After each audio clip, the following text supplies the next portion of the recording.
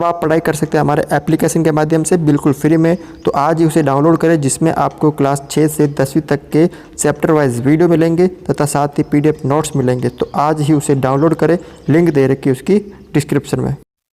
देखिए, आज का जो वीडियो है वो है आपके यहाँ पर प्रश्नमाला है 7.1। ठीक है, कक्षा 6 का है, चैप्टर नंबर 7 है बिन। ठीक है, और इसके अंदर हम इसके सारे क्वेश्चन करेंगे जो भी है 1 से लेकर 11 तक। तो इसमें थोड़ा सा आपको याद रखना कि बिन क्या होती है। ठीक है, तो मैं आपको लिखा देता हूँ कि बिन कैसे होती है। देखो, आपने ऐसे देखा होगा 2/3, 5/9, ये सारे क्या है, बिन है। इन्हें ही हम क्या बोलते हैं, बिन बोलते हैं।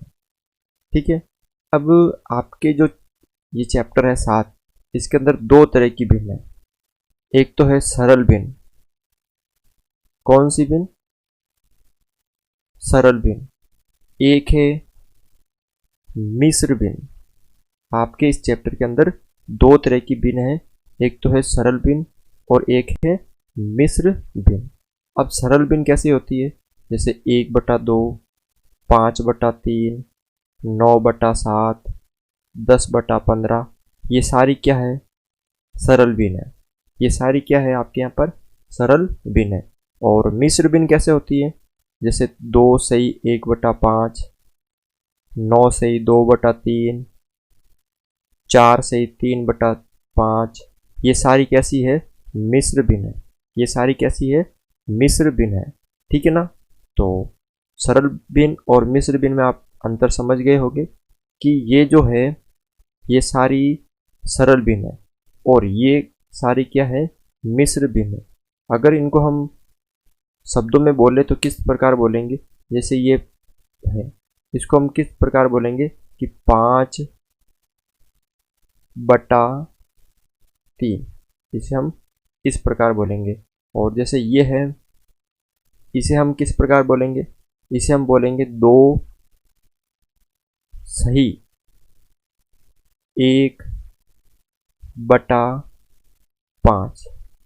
ठीक है ना? तो आपको ये आना चाहिए कि किस प्रकार इसको बोलते हैं। तो 2 सही 1/5, इसे 5/3। तो यही था आपके। बाकी के जैसे जोड़, बाकी गुणा भाग है ना, वो हम जैसे जैसे चैप्टर करेंगे वैसे वैसे आपको इसको साथ में समझाते जाएंगे उसके क्वेश्चन ही। बस यही था थोड़ा सा बेसिक इसमें समझाने के लिए।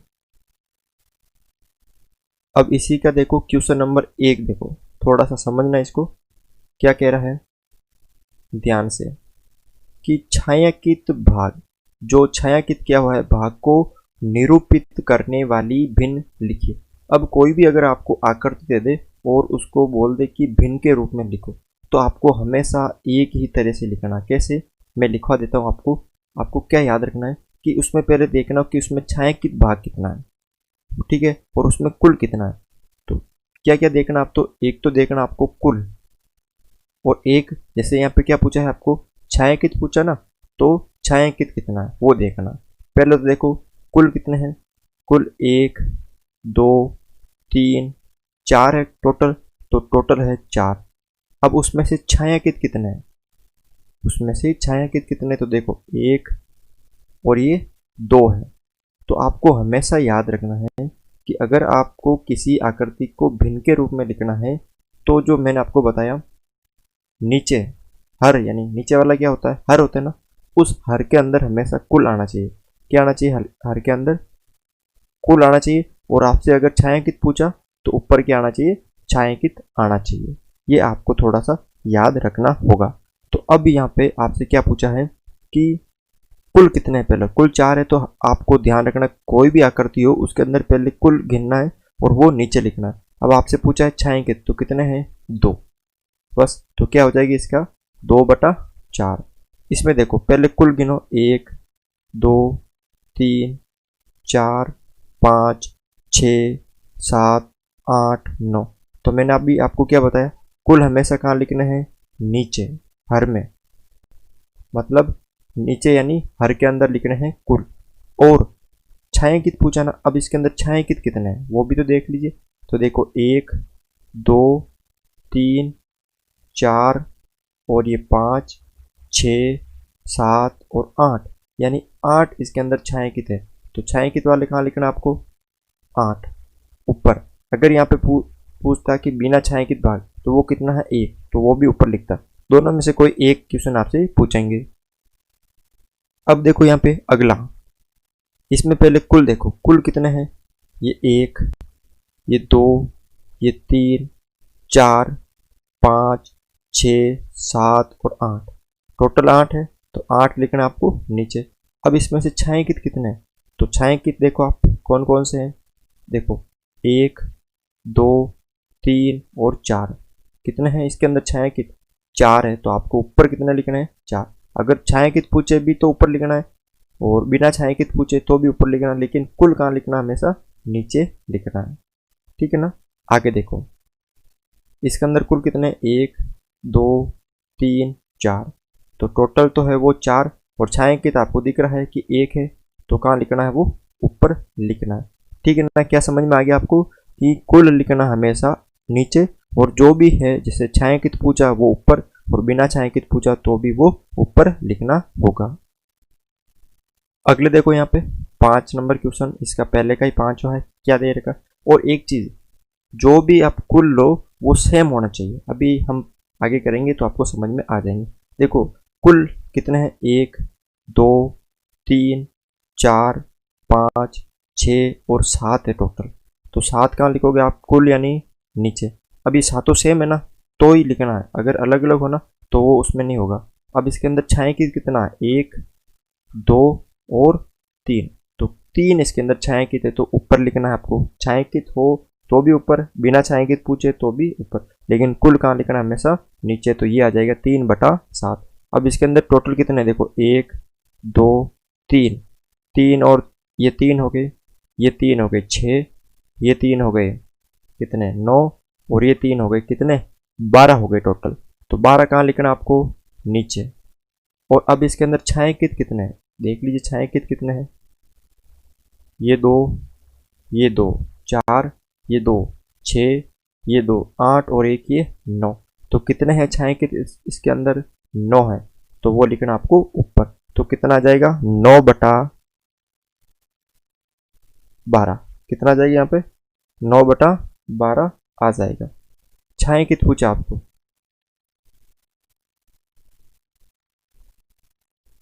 ठीक है ना? तो आप इसको कर सकते हैं। अब आगे देखो, आगे कितने हैं इसके अंदर? 1, 2, 3, 4, 5, 6, 7, 8, 9, 10, कितने टोटल? 10 है ना? तो 10 है। और छायांकित आपको 10 दिख रहे हैं ना, जो घेरे दिख रहे हैं ना छायांकित, वो 10 है ना, तो इसके अंदर 10 आ जाएंगे। टोटल 10 ऊपर पूरे इसके अंदर, तो 10/10 आ जाएंगे। अब इसके अंदर देखो कितने हैं, पहले तो गिनो आप। 1, 2, 3, 4, 5, 6, 7, 8 और 9 है। तो 9 कहाँ लिखोगे आप? नीचे। और कितने रंगे हुए हैं छायांकित? 1, 2, 3 और एक ये 4, 4 घेरे दिख रहे हैं ना आपको? कितने दिख रहे हैं? 4, तो 4 आ जाएंगे ऊपर और 9 आ जाएंगे नीचे। आगे देखो, ये तो आगे 4/9। इसमें देखो सभी सेम दिख रहे हैं ना, तो 1, 2, 3, 4, 5, 6, 7 और 8, यानी टोटल कितने हैं इसके अंदर? 8। और रंगे हुए कितने हैं? 1, 2, 3 और ये 4 रंगे हुए, तो 4 कहाँ जाएंगे? ऊपर, यानी 4/8 होगा। इसमें देखो, अब इसमें थोड़ा सा ध्यान देना, इसमें अलग अलग है। देखो ये अलग है, ये अलग है, तो ये के बीच में आ रही है, तो इसका मतलब ये पूरा 1 है और ये इसमें 2 है। यानी अगर कुल की बात करें तो 2 ही है ना इसके अंदर। एक तो ये जो छायांकित कर रखा है, एक बिना छायांकित, यानी कुल इसके अंदर 2 चित्र दिख रहे हैं एक जैसे। चित्र दिखने भी कैसे चाहिए आपको? एक जैसे दिखने चाहिए। ठीक है? और देखो ध्यान से देखना, मैं इसको वापस बता देता हूँ आपको कौन कौन से दिख रहे हैं इसमें। देखो एक तो ये वाला, ये जो ये लाइन है, इसके इस तरफ वाला एक पूरा एक जैसा दिख रहा, और एक ये, एक तो ये और एक ये, 2 हो गए ना टोटल। और इसके अंदर छायांकित एक ही है, तो एक का आ जाएगा आपके इसके ऊपर आ जाएगा। तो बस आपको इस तरह से ये करना है। छायांकित पूछे तो ऊपर लिखना है, बिना छायांकित पूछे तो भी ऊपर, लेकिन कुल कहाँ लिखना, हमेशा आपको नीचे लिखना पड़ेगा। देखो अगला क्वेश्चन, दूसरा क्वेश्चन क्या कह रहा है, इसको पहले समझो। दे रखा है कि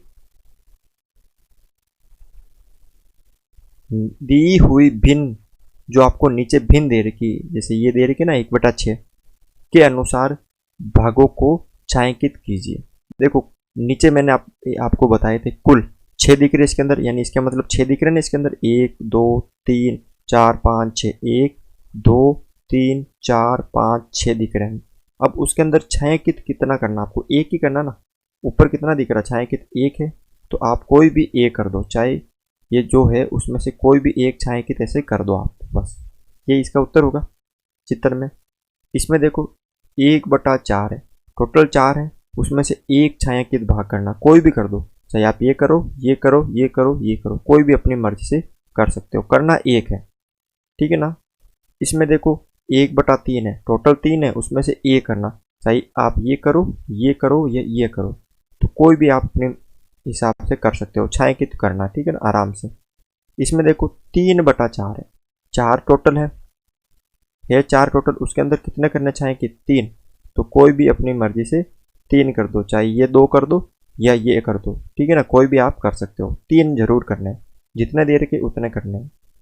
इसमें देखो 9 टोटल है, दे रखे कितने छायांकित करने हैं, ऊपर 4, तो कोई भी आप 4 कर सकते हो, चाहे एक ये करो, दूसरा ये करो, तीसरा ये करो, चौथा आप ये कर सकते हो, कोई भी करना, लेकिन करने कितने इसके अंदर, 4 आपको छायांकित करने। तो बिल्कुल सरल क्वेश्चन है, आराम से इसको कर सकते हो आप। अगला देखो तीसरा क्वेश्चन, इसमें क्या कह रहा है, निम्न में यदि कोई गलती है तो पहचानिए। कोई गलती है तो अभी तक हमने क्या पढ़ा था, सेम होने चाहिए, आकृतियां क्या होनी चाहिए, सेम होनी चाहिए। क्या ये 1/2 है, क्या आधा है, 1/2 का मतलब आधा है, तो आपको दिख रहा है कि आधा है, ये थोड़ा सा बड़ा लग रहा है, ये भाग क्या दिख रहा है आपको, बड़ा है, और ये छोटा है, क्या ये आधा है, क्या नहीं है ना, तो ये नहीं है, इसमें गलती है ना। इसमें देखो 1/4 है, 4 बराबर होने चाहिए, नीचे कितने दे रखे, 4 दे रखे, वो चारों बराबर होने चाहिए, ये 2 तो बड़े हैं और ये 2 छोटे हैं, तो इसका मतलब ये भी क्या है, गलत है, ये भी, ये क्या है, गलत है, पहले वाला भी गलत है। तीसरा देखो 3/4, नीचे कितने हैं, 4, यानी कुल 4 होने चाहिए बराबर में, तो देखो ये बड़ा है, ये उससे छोटा है, ये उससे छोटा है, ये सबसे छोटा, अलग अलग है चारों, तो इसका मतलब ये भी नहीं है, तो आपको लिखना है ये भिन्न नहीं है, ये भिन्न के रूप में नहीं दर्शाता है, और ये भिन्न के रूप में नहीं दर्शाता है, बस तीनों इसके अंदर क्या है, आपके गलत है। तो कर सकते हो, बिल्कुल सरल क्वेश्चन, आराम से। क्वेश्चन नंबर 4 देखो क्या दे रहा है कि 8 घंटे, कितने घंटे टोटल, 8 घंटे एक दिन की कौन सी भिन्न है, तो कितने घंटे दे रखे हैं, 8 घंटे दे रखे, और क्या पूछा है, एक दिन की, कुल कितने दे रखे, एक दिन, तो आपको पता है कि एक दिन जो होता है उसके अंदर कितने घंटे होते हैं, पता है आपको, एक दिन मतलब पूरे 24 घंटे, कितना होते हैं, 24 घंटे, तो आपको कुल दे रखे हैं 24 घंटे, तो भिन्न के रूप में लिखना है, तो 24 कहाँ लिखोगे आप, कुल कहाँ लिखते हैं, नीचे, और कितने बताने हैं, 8, तो कितने आ जाएंगे, 8/24, ये होगा इसका उत्तर। कुल दे रखे हैं 24 घंटे, उसमें से आपको बताने हैं सिर्फ और सिर्फ 8 घंटे, तो कर सकते हो इसको भी आप।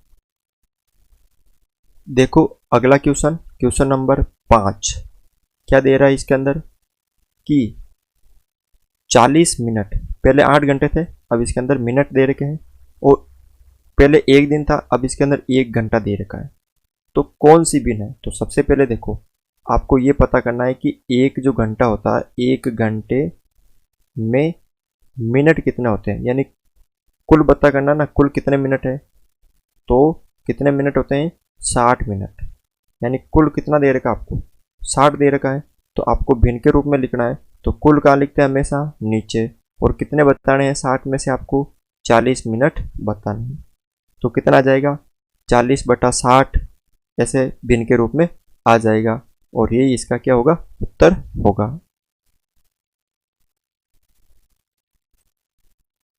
क्वेश्चन नंबर देखो 6 यहाँ पर, थोड़ा सा इसको समझना पड़ेगा, बाकी बिल्कुल सरल क्वेश्चन है। देखो क्या दे रखा है इसमें, पहले थोड़ा सा इसको समझो आप। दे रखा है कि आर्या, अभिमन्यु और विवेक एक साथ बांट कर खाना खाते हैं। 3 लड़के हैं, आर्या, अभिमन्यु और विवेक। जब भी वो खाना खाते हैं मिलकर खाते हैं, ठीक है ना, बांट कर खाते हैं, बराबर खाते हैं, ठीक है।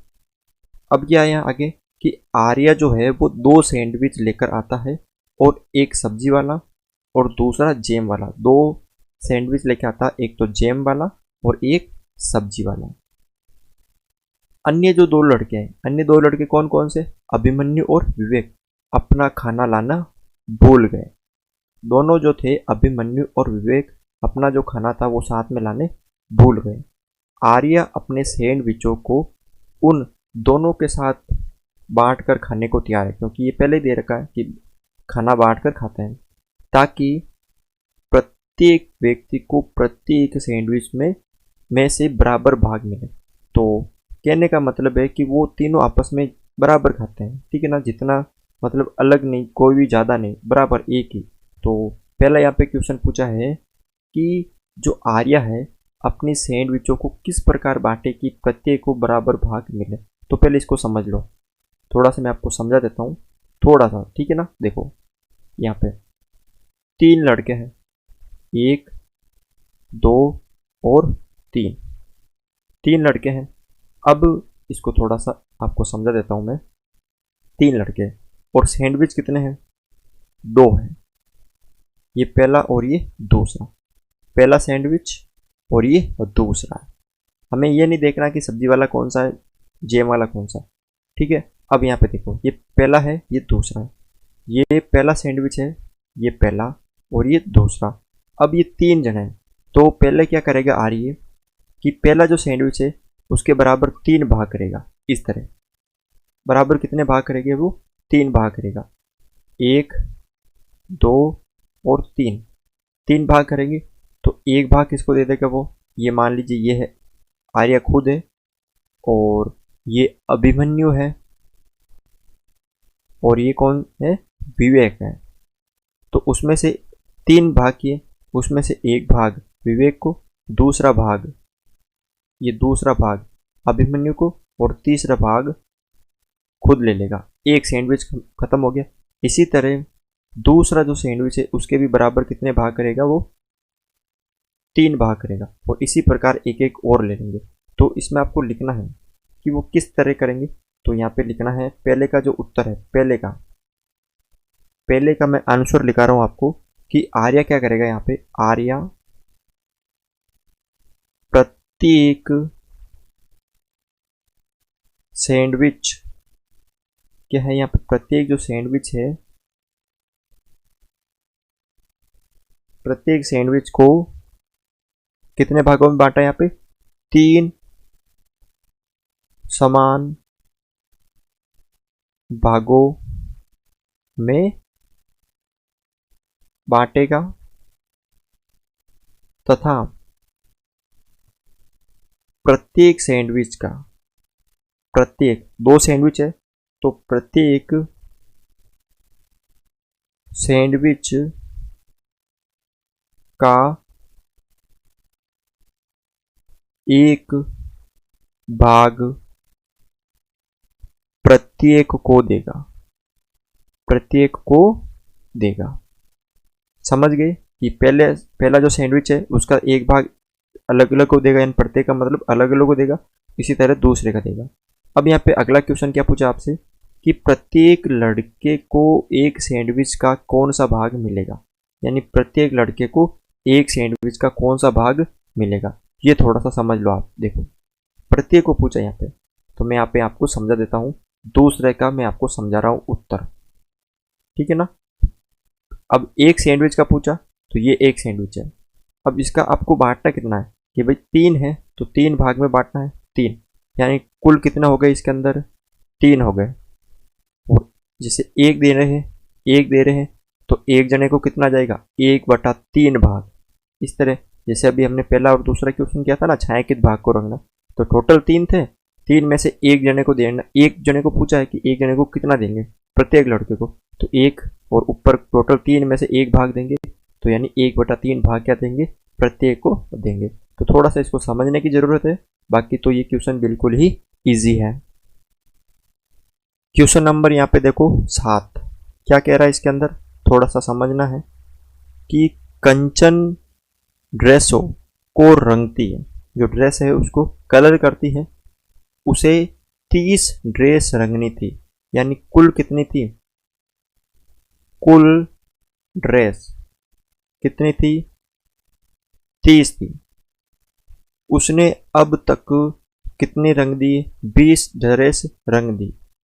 रंगी हुई ड्रेस कितनी है, रंगी हुई ड्रेस 20 है। तो इसको कितनी भिन्न, तो भिन्न के रूप में लिखना है, तो कुल कहाँ लिखते हैं हमेशा, नीचे, तो 30 का आ जाएगा यहाँ पे नीचे आ जाएगा। और कितनी रंगी है, 20 रंगी है ना। अगर ऐसे पूछता है उसने कितनी भिन्न नहीं रंगी है, तो कितनी नहीं रंगी 10, तो वो ऊपर आएगा। अब यहाँ पे पूछा कितनी भिन्न रंग ली है, तो कितनी रंगी उसने 20, तो 20 का आ जाएगा ऊपर। तो किस तरह लिख सकते हो इसको, 20/30। अब इसको हम सरल भी तो कर सकते हैं।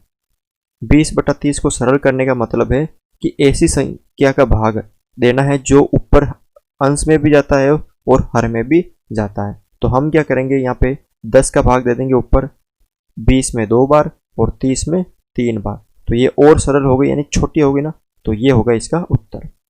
ठीक है, आगे हम क्वेश्चन करेंगे सरल के, तो देख लेना आप, बिल्कुल इजी तरीके से करेंगे। अगला देखो यहाँ पे क्वेश्चन नंबर है 8, क्या दे रखा है इसके अंदर, दे रखा है कि 2 से 12 तक की प्राकृत संख्या लिखे। मैंने चैनल पर बहुत सारे वीडियो बना रखे हैं। तो प्राकृत संख्या क्या होती है कि जो संख्या 1, यानी गिनती आपने पढ़ी होगी 1 से शुरू होकर खत्म तो होते नहीं, अनंत है ना, तो वो सारी क्या होती है, प्राकृत संख्या होती है। तो कहाँ से लिखनी है, 2 से। पहले तो पहला क्वेश्चन है आपका कि 2 से 12 तक की प्राकृत संख्या लिखे, तो 2, 3, 4, 5, 6, 7, 8, 9, 10, 11 और 12। तो टोटल कितनी हो गई, यहाँ पे टोटल कितनी हो गई, गिन लीजिए इनको, 1, 2, 3, 4, 5, 6, 7, 8, 9, 10, 11 हो गई। कितनी हो गई टोटल, 11 हो गई। तो यहाँ पे लिखनी है आपको 11। अब ये तो हो गई पहला क्वेश्चन। अगला यहाँ पे पूछा है कि अभाज्य संख्या इनकी कौन सी भिन्न है।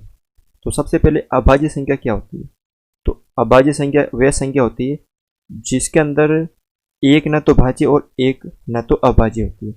तो ऐसी संख्या जिसके अंदर खुद का भाग तो जाता है, लेकिन खुद के अलावा किसी दूसरी संख्या का भाग नहीं जाए, वह अभाज्य संख्या कहलाती है। खुद का भाग जाता है लेकिन खुद में दूसरी संख्या का भाग नहीं जाता। जैसे 2 है, अब 2 में खुद का जाता है, किसी और का जाता है क्या, 1 को छोड़ के, तो ये अभाज्य हो गई। 3 बताओ, 3 में खुद का जाता है, और का जाता है, नहीं जाता, तो ये भी अभाज्य। 4 में जाता है 2 का, 5 में नहीं जाता, तो 5 क्या हो गई, अभाज्य। 6 में जाता है 3 और 2 का, 7 में नहीं जाता है, तो 7 एक अभाज्य हो गई। 8 में जाता है 2 का, 9 में जाता है 3 का, 10 में जाता है, किस में नहीं जाता है वापस, 11 में। तो अब इनकी कौन सी भिन्न है, तो अभाज्य कितनी होगी टोटल, अभाज्य हो गई यहाँ पे 5 हो गई ना, 1, 2, 3, 4, 5। अब इसको भिन्न के रूप में लिखना। अब इसको थोड़ा सा क्वेश्चन समझो कि जो अभाज्य संख्या इनकी कौन सी भिन्न है। तो टोटल कितनी थी हमारे पास, बार 11 थी, ठीक है ना। तो 11 में से अभाज्य कितनी है, सिर्फ 11 में से अभाज्य कितनी है, 5 है ना, तो ये है 5। ये इसका उत्तर होगा 5/11। सरल है बिल्कुल, आराम से इसको कर सकते हो। क्वेश्चन नंबर देखिए यहाँ पे 9, क्या दे रखा है यहाँ पे आपको कि 102 से 113 तक, जैसे कि अभी हमने क्वेश्चन नंबर 8 किया, सेम वैसा ही का वैसा ही है। तो क्या करना, 102 से 113 तक की प्राकृत संख्या। तो पहला क्वेश्चन इसके अंदर पूछा 102 से, तो 102, 103, 104, 105, 106, 107, 108, 109, 110, 111 और 112। तो कितनी है इसके अंदर? देखो कहाँ से पूछा है आपको इसको, और 113 तक है ना, 113 तक पूछा, 102 से 113 तक पूछा इसके अंदर। तो टोटल कितनी होगी इसके अंदर? टोटल जो प्राकृत संख्या वो कितनी हो गई? 12 हो गई ना, 12 हो गई। अब इसमें से आपसे क्या पूछा? अभाज्य संख्या। अभी मैंने आपको ऊपर बताया था कि अभाज्य संख्या क्या होती है, जिसके अंदर खुद का भाग जाता है और दूसरी संख्या का भाग नहीं जाता है। तो अभाज्य संख्या कौन कौन सी? देखो 102 में जाता है, 103 में जाता है क्या किसी का? नहीं जाता। 103 में सिर्फ और सिर्फ स्वयं का भाग जाता है, ठीक है ना। तो 103 हो गई एक, तो कौन सी हो गई? 103 हो गई। उसके बाद 104 में जाता है, 105 में 5 का जाता है, 106 में जाता है, और किस में नहीं जाएगा अब? 107 में। तो एक हो गई 107 अभाज्य संख्या। 108 में जाता है और 109 में नहीं जाएगा। किस में नहीं जाएगा? 109 में नहीं जाएगा। 110 में जाता है, ठीक है। उसके बाद यहाँ पे देख लीजिए 111 में 3 का भाग जाता है, ठीक है। उसके बाद 112 में जाता है 2 का, 113 में नहीं जाएगा। तो कौन सी होगी? 113। 4 हो गई ना टोटल, कितनी हो गई? 4 हो गई। अब आपसे पूछा है कि अभाज्य संख्या इनकी कौन सी भिन्न है। तो भिन्न के रूप में तो कुल कितनी थी? 12। इसमें से कितनी बतानी थी आपको? अभाज्य, सिर्फ अभाज्य बतानी थी ना, तो वो कितनी होगी? 4/12। तो इस तरह आप इसको भी सरल कर सकते हो। क्वेश्चन नंबर देखो यहाँ पे 10, क्या दे रखा है? ध्यान से देखना कि इन वृत्तों की कौन सी भिन्नों में x है, यानी भिन्न के रूप में लिखना। जैसा हमने पहला क्वेश्चन किया वैसा का वैसा ही है, ये छायांकित रूप में इसको लिखना है, ठीक है ना। कौन सी है? तो टोटल कितने इसके अंदर? टोटल कितने हैं? टोटल है इसके अंदर, देख लीजिए 8 है। 4 और 4 8 हो गए, तो टोटल यानी 8 हो गए। और x किसके अंदर है? x है 4 के अंदर। तो भिन्न के रूप में लिखना ना आपको इसको। तो मैंने आपको क्या बताया? कुल कहाँ लिखते हैं? नीचे। कुल कहाँ लिखते हैं? नीचे। और x किसके अंदर है? 4 के अंदर है। तो 4/8 क्या हो जाएगा? इसका उत्तर हो जाएगा ना। क्वेश्चन नंबर देखो यहाँ पे 11 है और अंतिम क्वेश्चन है। देखो पहले इसमें क्या दे रखा है। क्रिस्टन अपने जन्मदिन पर एक सीडी प्लेयर प्राप्त करती है। वे तब से सीडी इकट्ठी करना प्रारंभ कर देती है। वे 3 सीडी खरीदती है और 5 सीडी उपहार के रूप में प्राप्त करती है, ठीक है ना। तो उसके द्वारा खरीदी गई सीडी की संख्या कुल सीडी की संख्या की कौन सी भिन्न है? तो पहले देखो क्या क्या दे रखा है इसके अंदर, ध्यान से देखना। हल में देखो आप यहाँ पे हल लिखना पड़ेगा थोड़ा सा कि खरीदी गई सीडी प्लेयर, उसके द्वारा खरीदी गई सीडी प्लेयर कितनी थी? 3 थी, ठीक है। और उपहार के रूप में प्राप्त सीडी प्लेयर, यानी उसने खरीदी कितनी थी? 3, और उसको उपहार के रूप में कितनी मिली? 5 मिली ना। तो योग यानी कुल सीडी प्लेयर, कुल सीडी प्लेयर कितने हो जाएंगी? 3 + 5 = 8 हो जाएंगे। ये तो है। अब इसमें पूछा है कि उसके द्वारा खरीदी गई सीडी। तो पहला है कि खरीदी गई सीडी प्लेयर का कुल संख्या की भिन्न। ठीक है ना। किसका पूछा है कि खरीदी गई सीडी प्लेयर का कुल संख्या की भिन्न। तो मैंने आपको बताया कि कुल कहाँ रहता है, हमेशा नीचे रहता है ना। तो कुल कितना है 8, और उसके द्वारा कितनी खरीदी गई थी, 3 खरीदी गई थी ना। तो 3 कहाँ जाएगा ऊपर, तो ये हो जाएगा इसका 3/8 तो खरीदी गई। और दूसरा है उपहार के रूप में प्राप्त सीडी प्लेयर का कुल सीडी प्लेयर की भिन्न। तो उपहार के रूप में कितनी प्राप्त हुई थी उसको 5, और कुल कितनी थी 8। उपहार के रूप में 5, जो पूछा है वो ऊपर और कुल हमेशा कहाँ लिखना है नीचे। तो कितना जाएगा इसका उत्तर 5/8। तो इसी के साथ ये जो चैप्टर है हम यहाँ पे समाप्त करते हैं, क्योंकि इस वीडियो के अंदर हमने पूरा क्लियर कर दिया है। ठीक है, तो अब हम नेक्स्ट चैप्टर करेंगे अगले वीडियो में। तब तक के लिए आप इस क्लास को अच्छे से समझें। तो आज के लिए बस इतना ही था। अगर आपको वीडियो अच्छा लगा तो इस वीडियो को लाइक ज़रूर करें, चैनल पर नए हो तो चैनल को सब्सक्राइब भी करें।